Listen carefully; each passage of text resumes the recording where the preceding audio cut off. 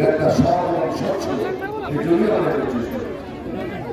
এখন এবার তোমরা বলো, ঠিক এর অপোজিশনে আর একটা পার্টি আছে, এটা কি পার্টি?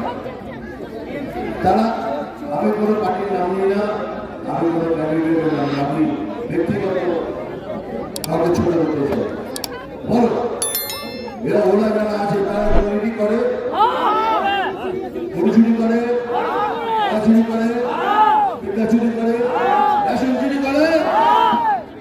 এবার ভাবো তাকে ভোট করবে, একটা দুর্নীতিগ্রস্ত পার্টি যারা সিলেক্ট করেছে তাকে, না আমাদের এই সব স্বচ্ছ সব ক্যান্ডিডেট জন্য।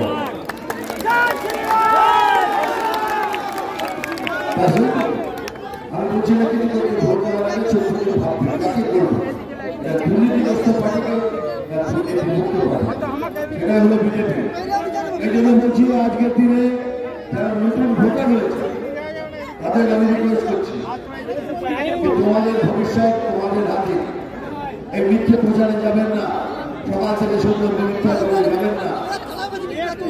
আমার বিশ্বাস তোমরা ভাবলে, তোমরা নিজের ভবিষ্যৎ নিয়ে তৈরি করো, বিজেপি জয়েন করো, বিজেপিকে জেতাও।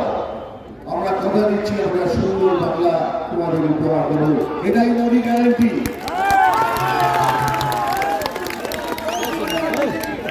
দেখো আমি আবার বলছি, এখানে মুসলমান ভাই বোন থাকে বা দূরে কেউ শুনছে, বলছি এদের মিথ্যে প্রচারে আসবেন না। আমার চালু করেছে তাদের 5 লাখ সার্টিফিকেট ক্যান্সেল করে সব ভুয়ো, সব কটা ভুয়ো। কি বলছে আমি হতে পারবো না, আমি বলবো না। কি করবে না আপনি, কি করবেন?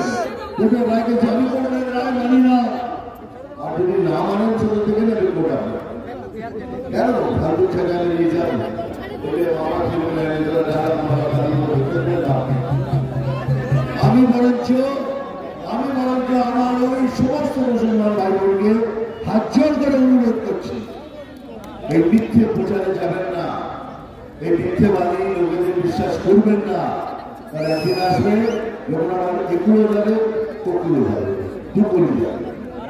বিজেপি মুসলমানের এগেনস্টে নয়, আমরা মুসলমান বিরোধী নয়।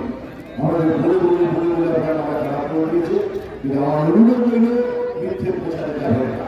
Thank you.